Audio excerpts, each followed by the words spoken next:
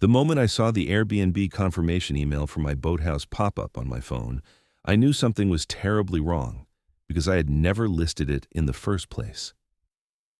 My name is Harrison Yates, and I have lived in the Lakeside Meadows community in Lake Norman, North Carolina for 8 years.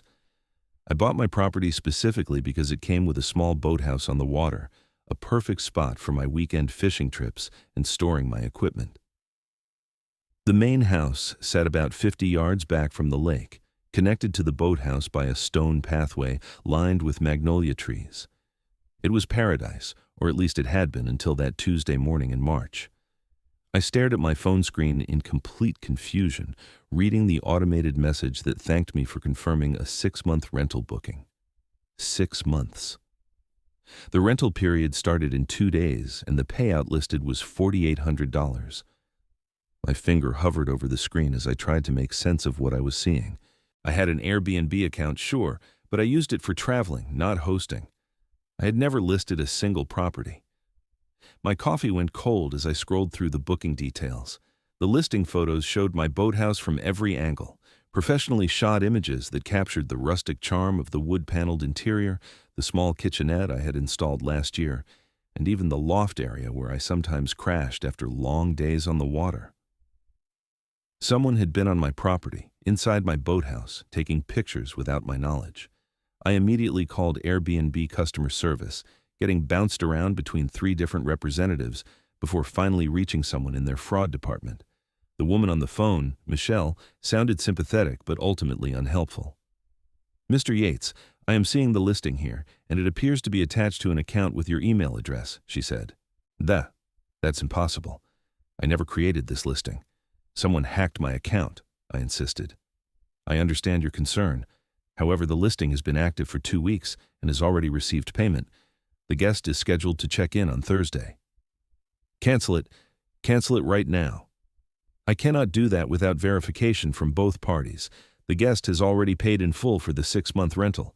If you cancel now, you would be subject to significant penalties." I felt my blood pressure rising. Penalties? For a listing I never created?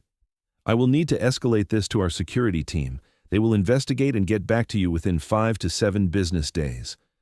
"The booking starts in 2 days. "I understand, sir. That is the fastest we can process fraud claims."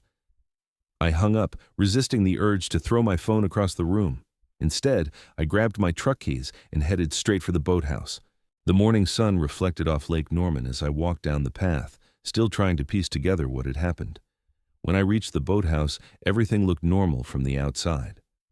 I unlocked the door with my key and stepped inside, immediately noticing that things had been moved. My fishing rods were arranged differently. The cushions on the small couch had been fluffed and repositioned.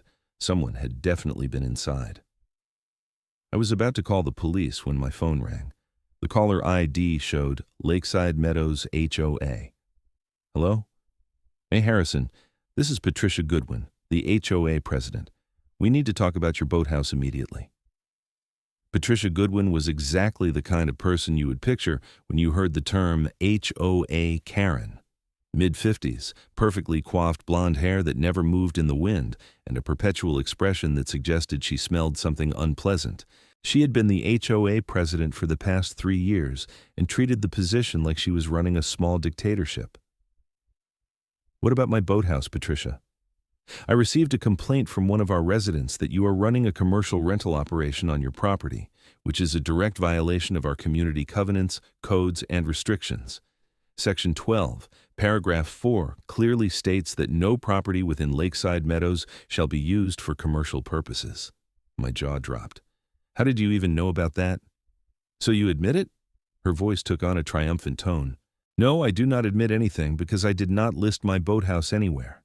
Someone hacked my Airbnb account and created the listing without my permission." "That sounds rather convenient, Harrison.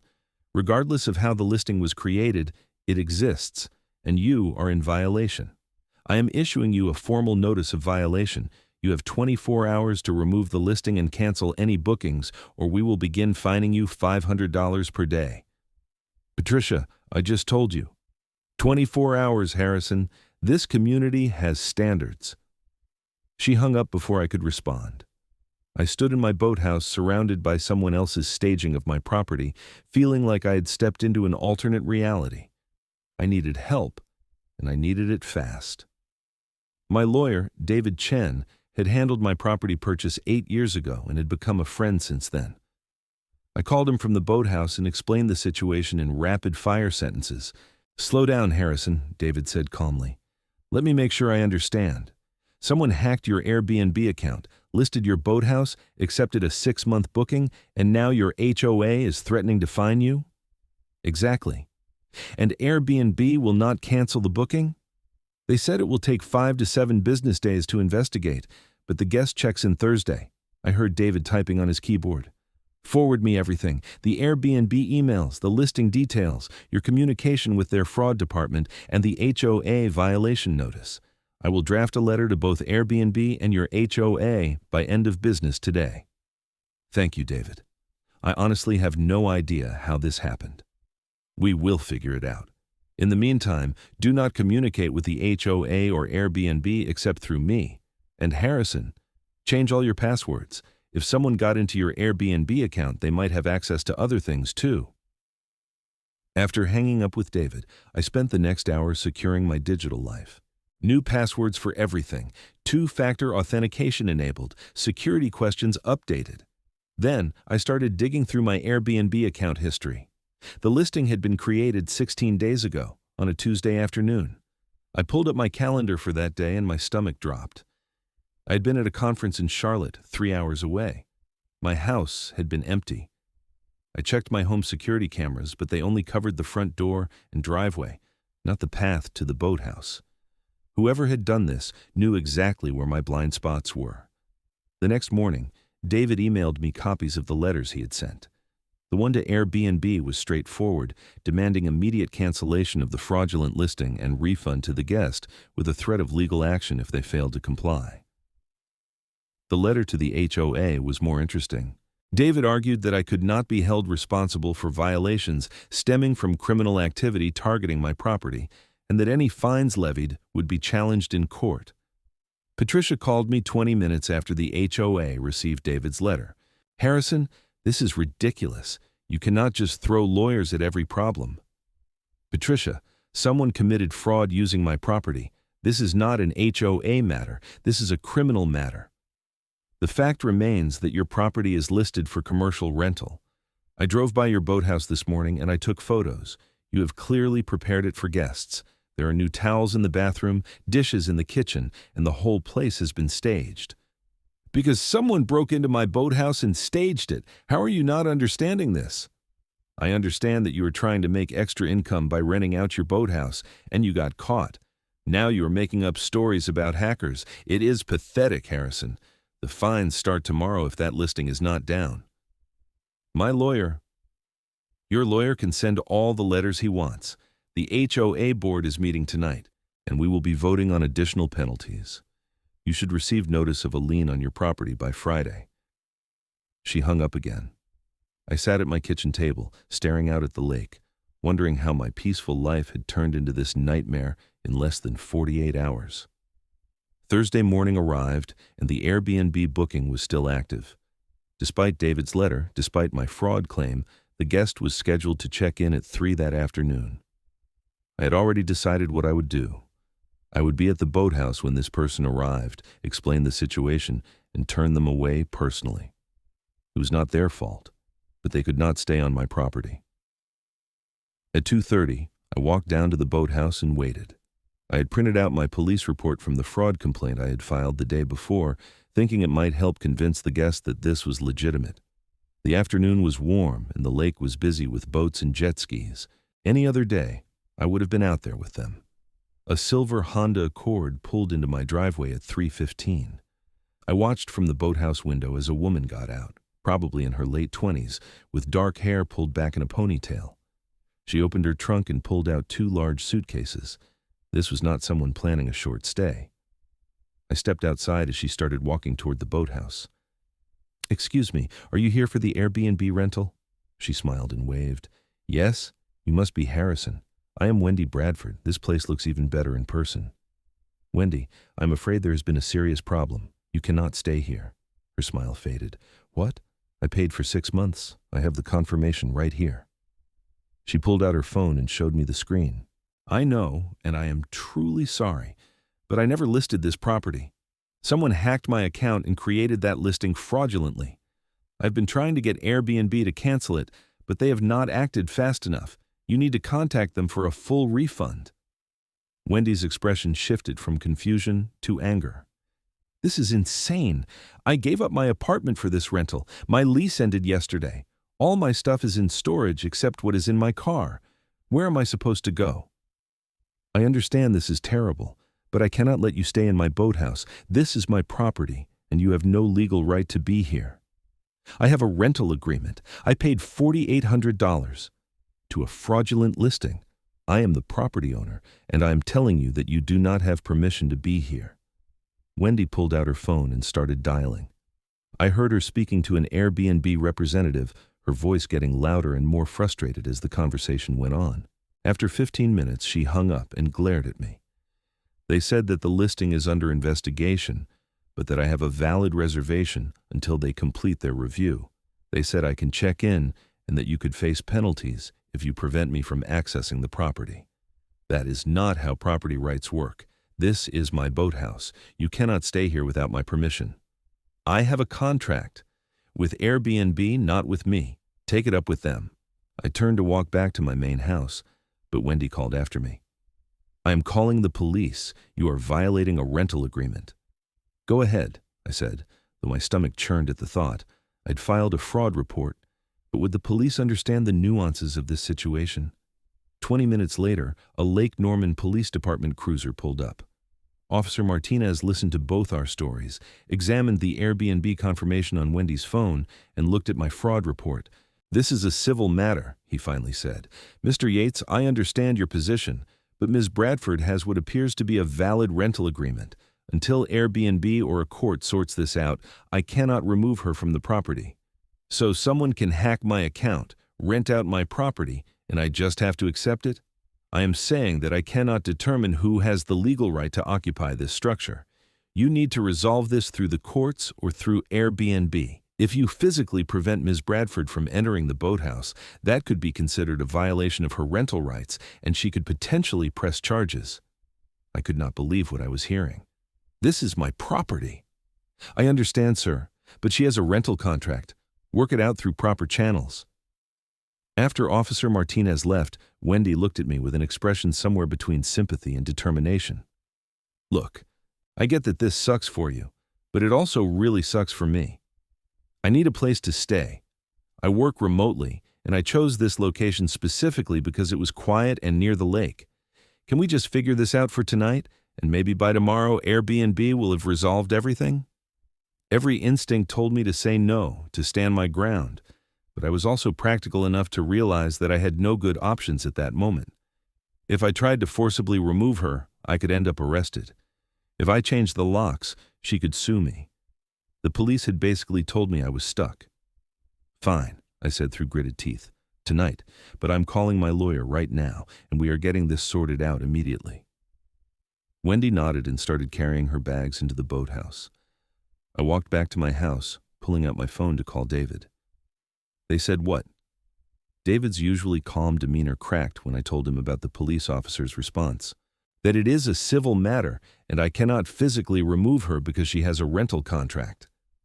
That is the most ridiculous thing I have ever heard. You filed a fraud report. You documented that you never created the listing. She is essentially trespassing. Tell that to Officer Martinez. I heard David take a deep breath. Okay, here's what we are going to do. I am filing an emergency motion tomorrow morning for an injunction to remove her from the property. In the meantime, document everything. Take photos, save all communications, and do not engage with her directly. And Harrison, lock your main house. I do not trust this situation at all. That night, I barely slept. From my bedroom window, I could see the lights on in my boathouse. Wendy was settling in, probably thinking she had scored a great deal on a 6-month lakeside rental. I kept running through scenarios in my head, trying to figure out who could have done this, who had access to my property, who knew about my Airbnb account. Friday morning, I woke up to an email from the Lakeside Meadows HOA. It was a formal notice of fine $500 per day starting yesterday, along with a notice that they were filing a lien against my property for violation of community covenants. The email was signed by Patricia Goodwin and included attachments showing the photos she had taken of my boathouse, along with screenshots of the Airbnb listing. I forwarded it to David, who called me immediately. "They cannot do this. They are fining you for something that is provably fraudulent. Can you stop them?" "I'm going to try. I am heading to the courthouse now to file the emergency motion regarding Wendy Bradford. Then I am going to draft a cease and desist to the HOA. This is harassment, Harrison. They are targeting you over something that is clearly not your fault. Patricia has always had it out for me. I voted against her in the last HOA election. That is not a legal basis for harassment, and if we can prove she is acting with personal animus rather than in the HOA's legitimate interests, we might have grounds for a countersuit." After hanging up with David, I made myself coffee and tried to focus on work. I ran a consulting business from home, helping small companies optimize their supply chains. It was normally flexible and low stress, but I could not concentrate on anything except the disaster unfolding around me. Around 10 in the morning, I saw Wendy walking up from the boathouse toward my main house. I watched through the window as she knocked on my front door. I debated not answering, remembering David's advice about not engaging directly, but curiosity got the better of me. "What do you want?" I said through the screen door, not opening it fully. "I wanted to apologize," Wendy said, and she looked genuinely uncomfortable. "I called Airbnb again this morning and really pushed them on your fraud claim. They finally connected me with someone in their security department who confirmed that your account was compromised. They are processing a full refund for me." I felt a wave of relief. "So you are leaving?" "Well, that is the thing. The refund will take 3 to 5 business days to process back to my credit card. And like I said, I already gave up my apartment. I literally have nowhere to go right now. I was wondering if we could work something out. What if I paid you directly for a few days while I figure out my next steps? I will give you cash right now." I stared at her, trying to decide if this was some kind of trick. "How much are you talking about?" The listing was $800 per month, so that is about $26 per day. "What if I paid you $200 cash for a week? That would give me time to find another place and get my refund from Airbnb." It was actually a reasonable offer. $200 for a week was more than I would normally charge if I were actually renting the boathouse. And if she paid me directly, there would be a clear landlord-tenant relationship based on my actual consent. "Let me call my lawyer," I said. David thought about it for a minute when I explained Wendy's offer. "It actually might work in your favor. If she is paying you directly, it establishes that the original booking was invalid and that any legitimate occupancy is based on a new agreement with you. But get it in writing. I will draft something simple right now. Do not take her money until she signs it." 30 minutes later, I had a 1-week rental agreement that David had emailed over. Wendy read it carefully, signed it, and handed me $200 in cash. Just like that, my uninvited guest became my tenant, at least temporarily. "Thank you," Wendy said. "I really appreciate this. I know this whole situation is bizarre." "You have no idea how bizarre," I muttered. Over the weekend, I tried to piece together what had happened. I checked my credit card statements and found a charge from 2 weeks ago to a professional photography service in Charlotte. I never authorized it, but someone using my account information had hired a photographer to shoot my boathouse. The photographer had been paid $300.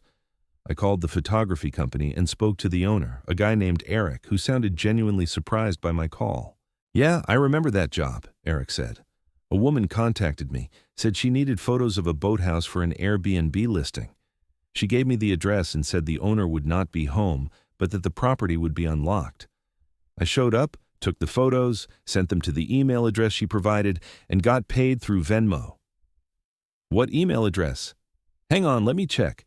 It was patricia.goodwin.hoa@gmail.com. My blood ran cold. "Can you describe the woman who hired you?" "I never met her in person. Everything was done by email and text." "What number did she text you from?" Eric gave me the number, and I immediately recognized it. It was Patricia Goodwin's cell phone, the same number listed on all the HOA correspondence. I called David immediately and told him what I had found. Harrison, this is huge. If Patricia Goodwin created the fraudulent listing, this is not just a civil matter anymore. This is criminal fraud, identity theft, and possibly extortion, given that she is now fining you for the very violation she created. Why would she do this? You said you voted against her in the last election. Maybe she has been looking for a way to force you out of the community. Or maybe she is just vindictive. Either way, we need to take this to the police with evidence. That Monday, I sat in the Lake Norman Police Department with David, presenting everything we had discovered to Detective Sarah Moreno.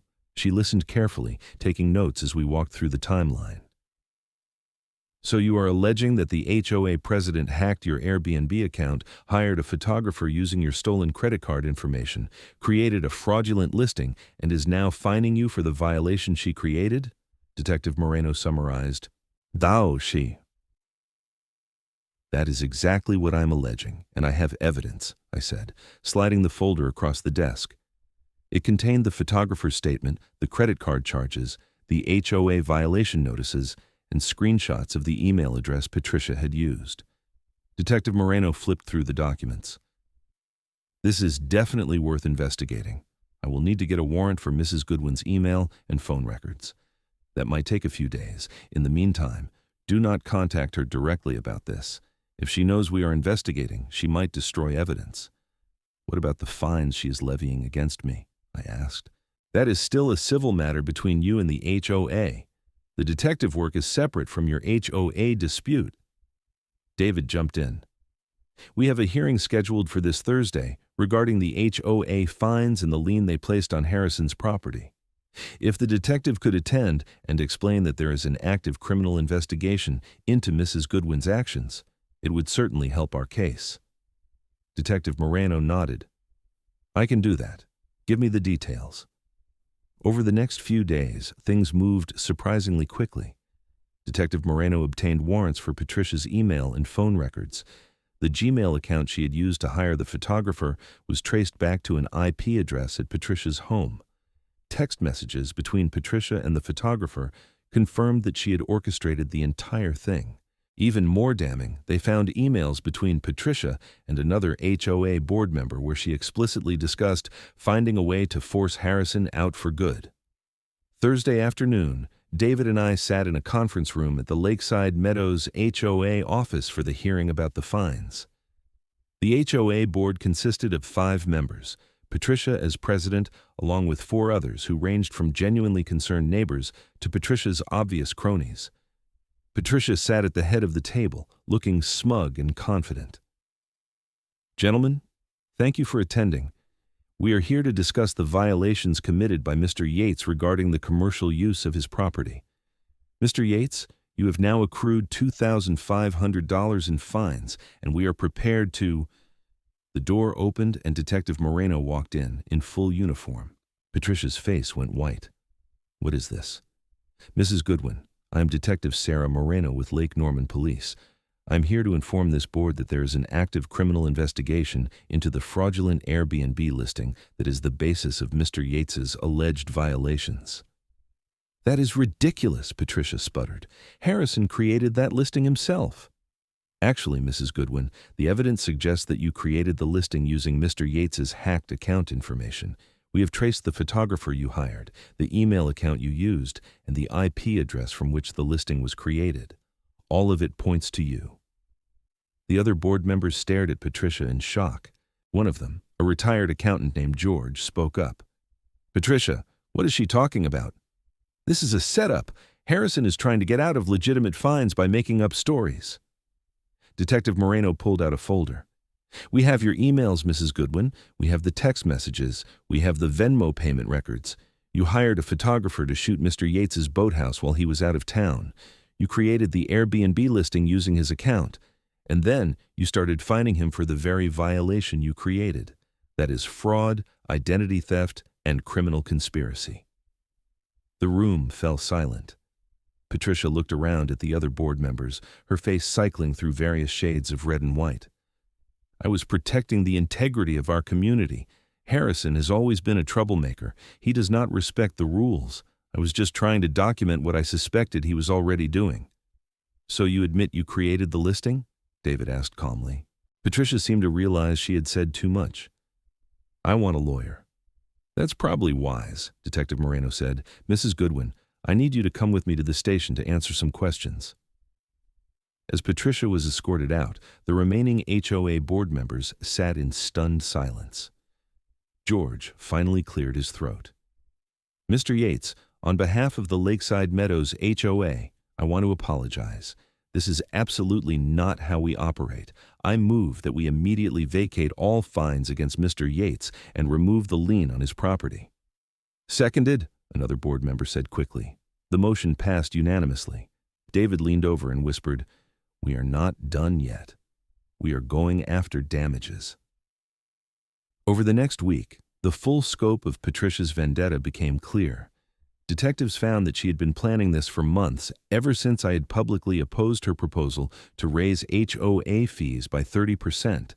She had researched how to hack Airbnb accounts, practiced creating fake listings, and had even scouted my property multiple times to take note of when I was away. The woman was obsessed. The charges against her included identity theft, fraud, computer crimes, and criminal conspiracy. The prosecutor also charged her with extortion, arguing that the fines she levied were an attempt to extract money based on false pretenses. Wendy, my temporary tenant, ended up staying for the full week she had paid for. On the last day, she knocked on my door with a box of homemade cookies. "I figured I owed you these," she said with a smile. "I found a great apartment in Cornelius, so I will be out of your hair by this afternoon. I have to say, this has been the weirdest rental experience of my life." "You and me both," I said, accepting the cookies. "For what it is worth, your boathouse is really nice. If you ever do decide to legitimately rent it out, let me know. I would be interested." After Wendy left, the boathouse felt strangely empty. I spent the afternoon cleaning and putting things back the way they had been before this nightmare started. My fishing rods went back in their usual spots. The stage decorations were removed. It started to feel like mine again. David called me that evening with news. Patricia is taking a plea deal. She will plead guilty to fraud and identity theft in exchange for dropping the more serious charges. She is looking at 2 years probation, restitution, and community service. That is it? After everything she did? It is her first offense, and the prosecutor does not think a jury would give her significant jail time. But here's the good part. The restitution includes compensating you for all your legal fees, the stress and damages caused, and the fraudulent charges she attempted to levy. We are talking about $25,000. $25,000? Her lawyer tried to argue it down, but I made a very compelling case about the emotional distress, the damage to your reputation, and the violation of your property rights. The judge agreed. Every penny, Harrison, just like I promised. I thought about Patricia's face when she'd been so confident in that HOA meeting, so sure that she had trapped me. When do I get the money? She has 90 days to pay in full, or she violates her probation and faces jail time. Trust me, she will pay.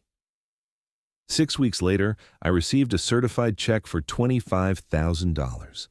It came with no note, no apology, just the money Patricia owed me. I deposited it the same day.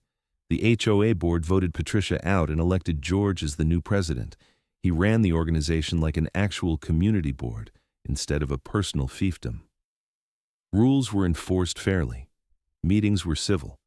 It was almost boring, which was exactly what everyone wanted. I never did list my boathouse on Airbnb, though I thought about Wendy's offer. Instead, I converted it back into purely personal space. I added a small woodworking shop in one corner and spent my weekends building furniture and enjoying the lake. 3 months after the whole mess ended, I was down at the boathouse one Saturday when I heard someone calling my name. I looked up to see Detective Moreno walking down the path. "Detective, is everything okay?" "Just following up," she said. "I wanted to let you know that Patricia Goodwin completed her restitution payments and is in compliance with her probation. The case is officially closed." "That is good to hear." I also wanted to apologize for Officer Martinez's initial response when Miss Bradford first showed up. He should have taken your fraud report more seriously. Water under the bridge, I said. Everything worked out. It worked out because you had good documentation and a good lawyer. A lot of victims of this kind of fraud do not get justice. You should be proud of how you handled it. After Detective Moreno left, I sat on the dock behind my boathouse, feet dangling over the water. Lake Norman stretched out before me, dotted with boats and surrounded by trees. The same view that had attracted me to this property 8 years ago.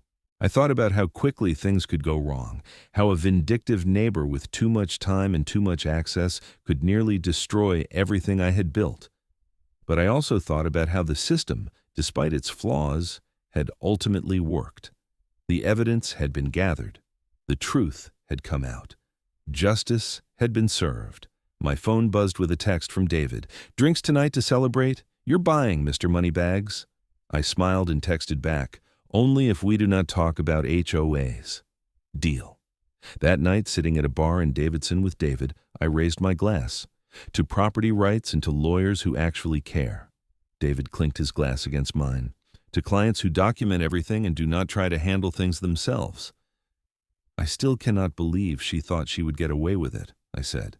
"People like Patricia get used to being in charge. They start thinking the rules do not apply to them. She probably genuinely believed she was in the right, protecting her community from a troublemaker. By framing me for a violation she created.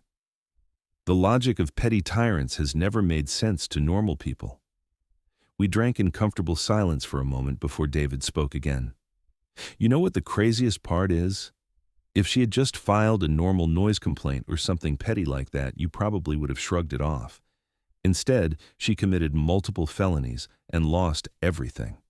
She's still living in Lakeside Meadows," I said. "I saw her car the other day." "That must be awkward." "I just ignore her. George said she has basically become a hermit, does not come to HOA meetings anymore, does not participate in community events, just stays in her house. That is probably for the best." The bartender brought us another round, and the conversation drifted to other topics. Basketball playoffs, David's daughter's college plans, my thoughts about maybe getting a dog. Normal stuff. Life, returning to normal. A few weeks later, I was working in my Boathouse workshop when George stopped by. He had taken to doing a monthly walkthrough of the community, actually talking to residents instead of just looking for violations. "Harrison, got a minute?" he called from the doorway. "Sure, come on in." George stepped inside and looked around at my woodworking setup. "This is nice. You make all this furniture yourself?" "Just a hobby. Keeps my hands busy." "Listen, I wanted to run something by you. The board has been discussing what happened with Patricia, and we realized we have a bigger problem. Our CC and RS are outdated and way too open to interpretation. We want to revise them, make them clearer and fairer. Would you be willing to serve on the revision committee?" I almost laughed. "You want me on an HOA committee after what just happened?" "Exactly because of what just happened. You understand why clear rules matter. And honestly, the board needs people who will push back against overreach. We do not want another Patricia situation." I thought about it. Part of me wanted nothing to do with the HOA ever again, but George was right. The rules needed to be better. "Okay, I will do it, but I'm not running for the board." "Fair enough. First meeting is next Tuesday at 7. We will provide pizza." The revision committee turned out to be surprisingly functional. We had a retired lawyer, a real estate agent, 2 longtime residents, and me. And over the course of 3 months, we went through the entire CC&R document line by line, clarifying vague language, removing outdated provisions, and adding protections against abuse of power. The section about commercial use got particular attention. We rewrote it to specifically define what constituted commercial activity, exempting things like home offices and occasional sales. We also added a provision requiring the HOA to investigate any suspected fraud before levying fines. "Think this will prevent another Patricia?" the retired lawyer asked during our final meeting. "Nothing will prevent another Patricia," I said, "but it will make it harder for them to do damage." The revised CC and RS passed with 92% approval from the homeowners. George sent me a bottle of bourbon as a thank you gift. Life in Lakeside Meadows settled into a peaceful routine. I started taking my boat out more often, sometimes early in the morning before work, sometimes on weekend afternoons. I would anchor in a quiet cove, cast my line, and just exist in the moment. No HOA drama, no fraudulent listings, just me and the lake. One Sunday in August, about 6 months after the whole mess had started, I was sitting on my dock when I saw someone waving from a boat that was passing by. I squinted against the sun and realized it was Wendy Bradford. She navigated her kayak over to my dock and called out, "Hey, remember me?" "The infamous tenant," I said with a smile. "How have you been?" "Good. I saw your dock and thought I recognized it. I live over in Cornelius now, but I like to kayak on the lake. This is such a great area." "It has its moments," I said. "You want to come up for a minute? I made iced tea." Wendy secured her kayak and climbed onto the dock. We sat in the Adirondack chairs I had built, drinking iced tea and watching boats go by. "Did everything work out with that crazy HOA lady?" Wendy asked. "She ended up pleading guilty to fraud, had to pay me restitution, and is on probation." "Good. That was one of the weirdest situations I've ever been in. I felt terrible about the whole thing." "Not your fault. You were a victim too." "True, but I got a refund and a story to tell. You got a criminal stalker." We talked for a while longer before Wendy headed back out on the lake. Watching her paddle away, I realized I had finally stopped being angry about what happened. Patricia had tried to destroy my life out of petty vindictiveness, but all she had really done was waste her own life and my time. I still had my house, my boathouse, my peace. That fall, George organized a community picnic at the lakeside park. It was the kind of event Patricia had never bothered with, too focused on rules and violations to actually build community. I almost did not go, but David convinced me it would be good to show my face. "Besides," he said, "free food. You love free food." The picnic was actually nice. Kids played in the park while adults grilled burgers and swapped stories. Several neighbors who I barely knew came up to thank me for serving on the revision committee. One woman told me she had been terrified of the HOA under Patricia and was relieved to see it becoming more reasonable. "She sent me a violation notice once because my mailbox was the wrong shade of black," the woman said. "I had to repaint it 3 times before she approved it." Everyone had a Patricia story. It became clear that I was not her only target, just the one who had fought back hardest. As the sun set over the lake, I found myself standing at the edge of the park looking out at the water. George came up beside me with 2 beers. "Quite a view," he said, handing me one. "It is why I moved here. Almost lost it too." "Almost," I took a sip of beer, "but almost only counts in horseshoes and hand grenades." George laughed. "I'm glad you stuck it out. A lot of people would have just sold and moved after dealing with Patricia." I thought about it, but why should I let her win? That is the spirit. You know, the board voted to use part of our reserve fund to install security cameras at the main entrances to the community. Should help prevent anyone else from prowling around properties when owners are not home. That is a good idea. We stood in comfortable silence, watching the last light fade from the sky. Somewhere out on the lake, a boat's running lights traced a path through the darkness. The sound of laughter drifted from the picnic area behind us. "You ever think about getting more involved with the HOA?" George asked. "Your term on the revision committee is up, but we could use someone like you on the board." "Absolutely not," I said immediately. "I did my part. Someone else can take a turn." George laughed. "Cannot blame you, but the offer stands if you change your mind." A few months later, in November, I received a formal letter from Patricia's attorney. My first reaction was anger, assuming she was trying some new scheme. But when I opened it, I found something unexpected. It was a personal letter from Patricia herself. "Mr. Yates," it began, "I know this letter cannot undo the harm I caused you, and I do not expect your forgiveness. My therapist suggested I write this as part of my recovery process. I want you to know that I recognize what I did was wrong, criminal, and deeply harmful. I let my need for control and my personal resentment override my judgment and my ethics. I destroyed my own reputation, damaged the community I claim to care about, and violated your rights in inexcusable ways. I am not asking for anything from you. I just wanted you to know that I am genuinely sorry, and that I am working to understand why I did what I did so I never do it again." I hope you can find peace in your beautiful home. Sincerely, Patricia Goodwin. I read the letter 3 times, trying to decide how I felt. Part of me appreciated the apology. Another part of me thought it was too little, too late. I showed it to David over lunch. "What do you think?" I asked. David shrugged. "I think her therapist made her write it, but that does not mean it is not genuine. People can change, Harrison." "Should I respond?" "Do you want to?" I thought about it. "No, I think I just want to be done with the whole thing." "Then do not respond. You do not owe her anything." I never did respond to Patricia's letter. I filed it away with all the other documents from that bizarre period of my life and moved on. The following spring, almost exactly a year after the fraudulent Airbnb listing had first appeared, I hosted a small gathering at my house.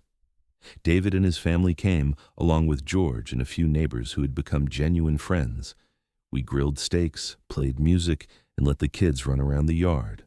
Late in the evening, after most people had gone home, David and I ended up down at the boathouse sitting on the dock with our feet in the water.